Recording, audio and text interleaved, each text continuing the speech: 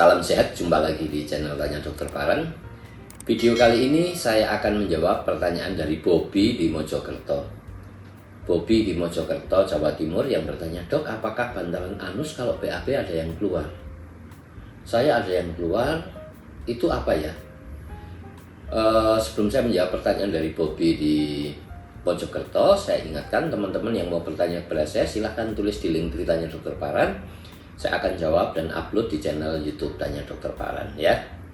Kembali kepada Bobby yang bertanya, apakah bantalan anus itu kalau BAB keluar? Saya jawab begini ya. Bantalan anus atau anal cushion ya, itu normal ada di anus kita. Jadi di dalam anus kita itu ada bantalan anus ya, yang terdiri dari bantalan anus yang besar dan bantalan anus yang kecil. Bantalan anus yang besar atau major anal cushion itu ada 3, yaitu kiri samping, kanan belakang, dan kanan depan ya. Jadi seperti itu di dalam anus kita. Dan di antara bantalan anus yang besar ada 3 ini, ada bantalan anus yang kecil atau minor anal cushion. Itu normal ada. Semua manusia mempunyai bantalan anus, termasuk saya ya. Jadi ada 3 yang besar, kiri samping, kanan belakang, dan kanan depan. Kalau kita tidur terlentang, di kiri samping kita ada, kanan belakang, kanan depan kita ada di dalam anus sana ya, yang membuat anus kita ini rapat.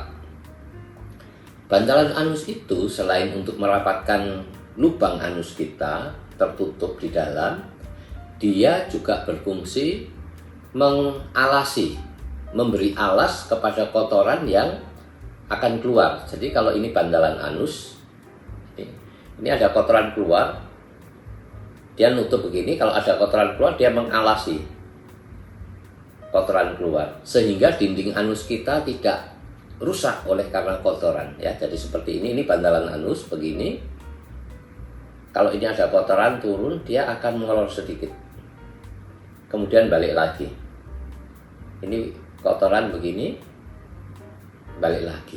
Tetapi bantalan anus ini tidak sampai keluar ya. Jadi jelas ya, Bobby di Mojokerto.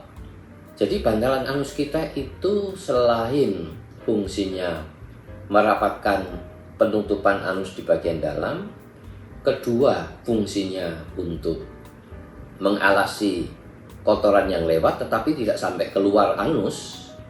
Yang ketiga, bantalan anus atau anal cushion ini berfungsi memberikan kita informasi apakah di anus kita itu ada benda padat, benda cair, atau benda gas.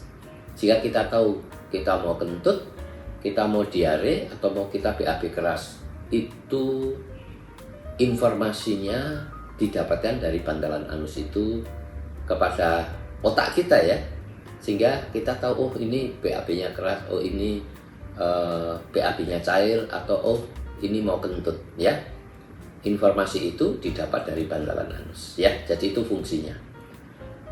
Tetapi kalau bantalan anus itu membesar dan melorot sampai keluar, itulah penyakit wasir. Jadi apa yang Bobby alami, kalau BAB ada benjolan yang keluar atau bantalan anus yang keluar atau anal cushion yang keluar, itu penyakitnya wasir.